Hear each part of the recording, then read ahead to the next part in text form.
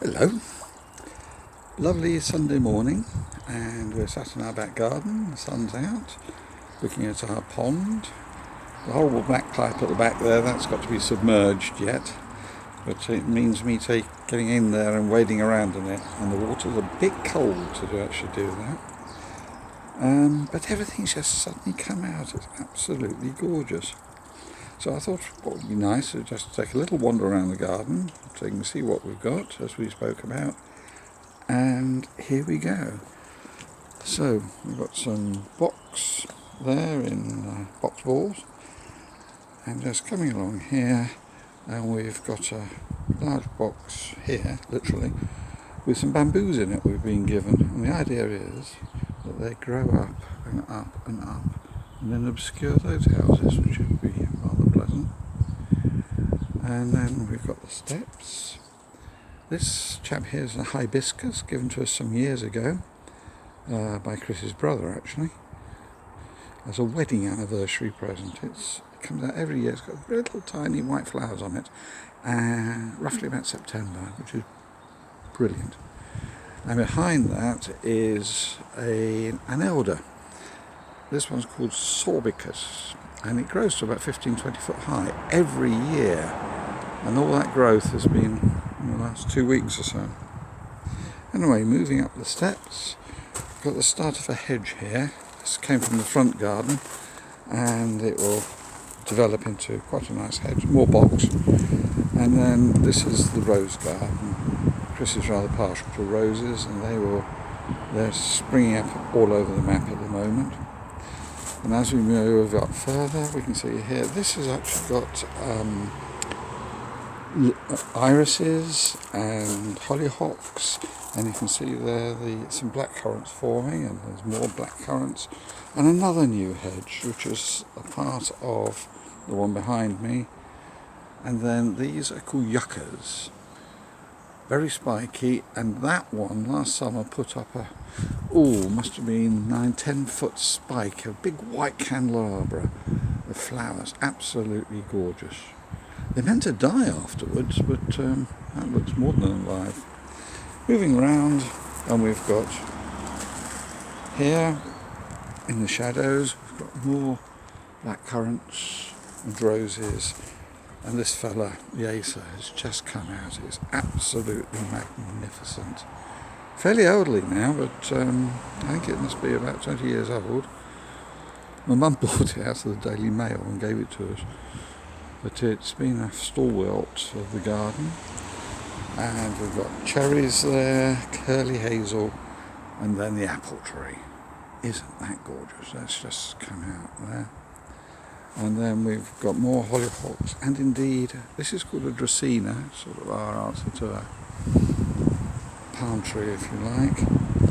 And then moving up to the top here, now Stephen, and I can't remember how many years ago, you and I spent an evening sat on that bench. It was actually back to the white wall here then, and we finished off at least 2, if not 3, bottles of wine up here and had a really good time. And then there was a pond here, but now we've got broad beans coming, and the little ones at the front are more broad beans, so we've got a succession with a bit of luck and a following wind. And moving on, down here, another friend who came to stay, she gave us this tree peony, and if I can just reach in and pick up that, isn't that amazing? And there's some buds of that to come. That was my finger, apologies. Oh yes, strawberries coming here. And then we've got this Chris was eating and threw the stone in the garden, and up it came.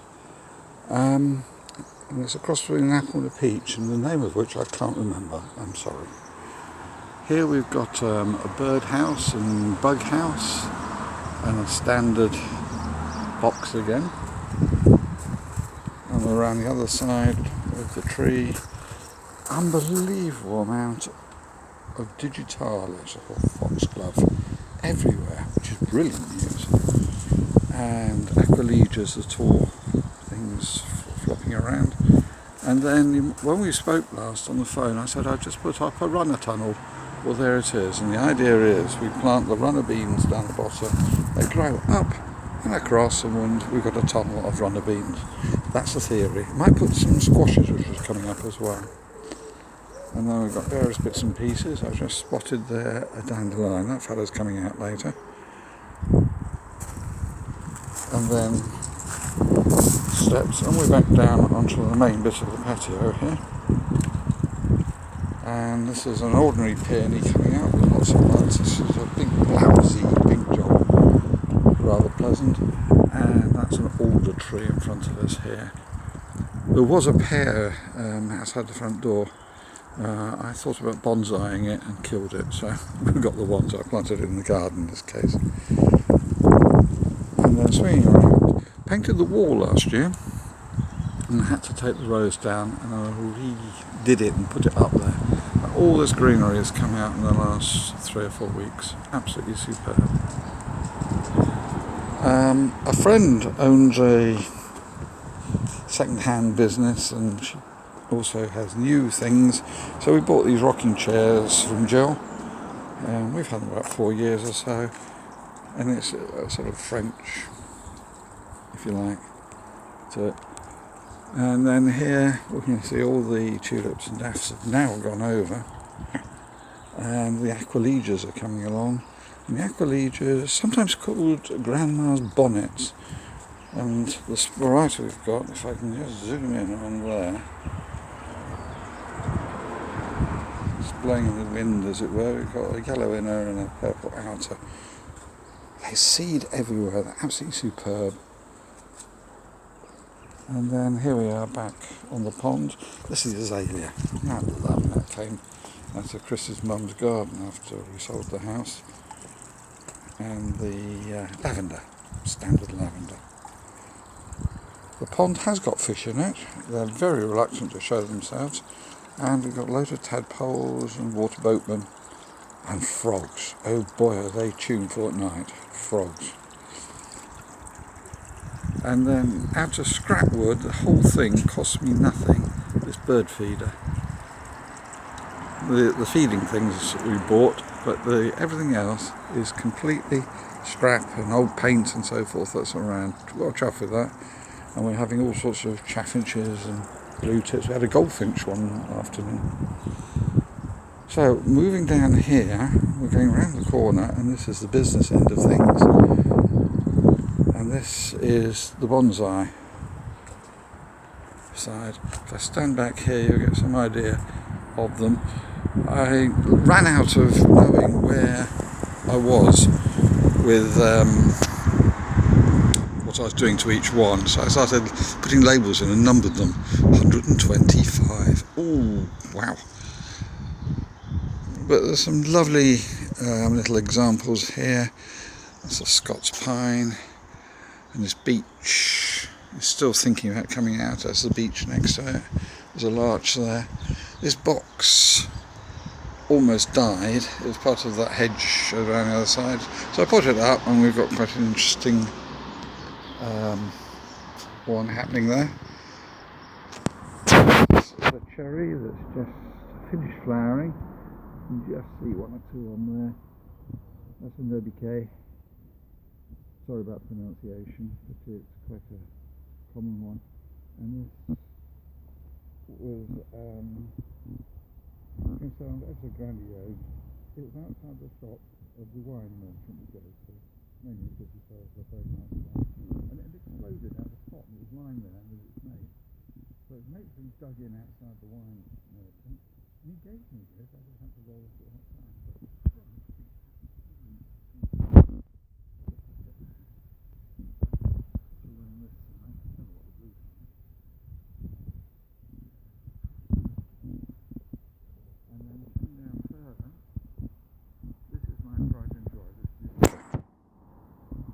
A hedge. It was about 20 foot long, 3 foot high and 3 foot wide, and over the years it's been carved and so forth, and now I'm just waiting for each of the branches, the tags if you like, to develop into something really nice. and as there are at the top. But I'm really, really proud of that. Bit of work done into that, and carving and so forth. Then we come to the next batch of trees. When I said the pads are developing, this is another juniper. And again, you can see how it's developed as rounded pads. And that's coming along nicely. The trunk doubles back around there. Wonderful acre coming back. Bought it off a lady in South Devon. Her husband was a bonsai fanatic person. And who had recently died, and she was selling off the trees. This is my oldest tree. It's a 41-year-old conker tree. It should be getting to 100 foot right now. Curving trunk in it.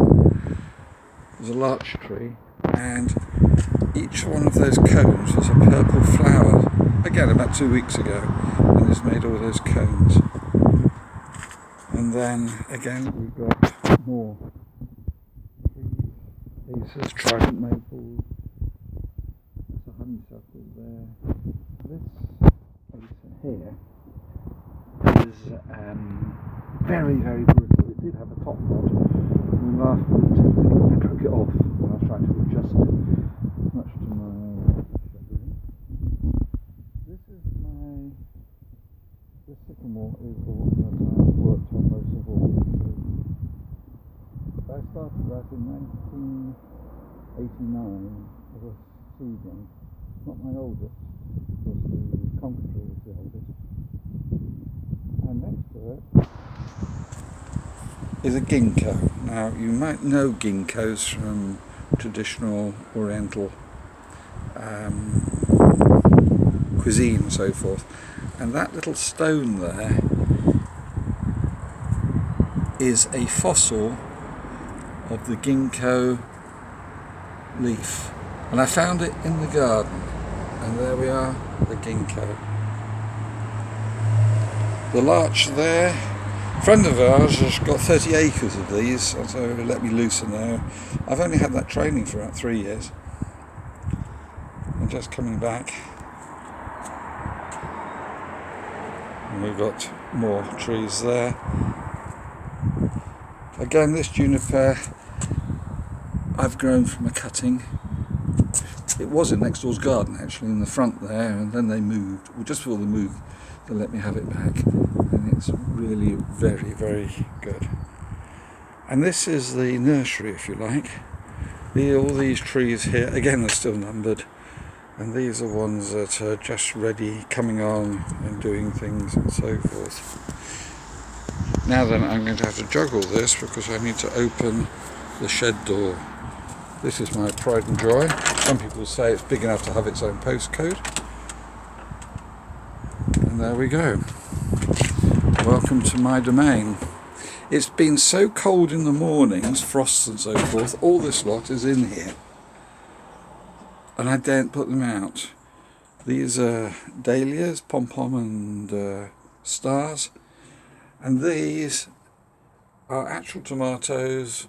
Well, a tomato from Sainsbury's, cut open, save the seeds, and there we are. There's this year's tomatoes. And we've got pelargoniums, used to be called geraniums. Why they changed it, heck knows. And here are the famous runner beans. And in fact, I'm going to plant them out up the runner tunnel this afternoon. And then we've got squashes coming up. Some very good squashes. They're edible. But the ones over there, they produce a beautiful yellow flower. These are hydrangea cuttings and some larch cuttings there. No idea what this is, but it puts up this amazing flower sort of thing. And then this side here, we've got soils and bonsai soil down here. Oh, these are agapanthus. They put up a complete sort of a pom-pom, a blue-purple pom-pom, a bit like the onions do as well. And that's the old agapantha. And these are the spare bonsai pots ready to be filled up. So that's where we are there, and we're looking back up to the main part of the garden, and we'll go round the corner right into the sunlight, and here we are back at the sitting area and the pond, etc. Anyway, I promised you a little wander around our garden. I hope you enjoyed it. I hope you weren't bored. And let me know. So all the best. Bye for now.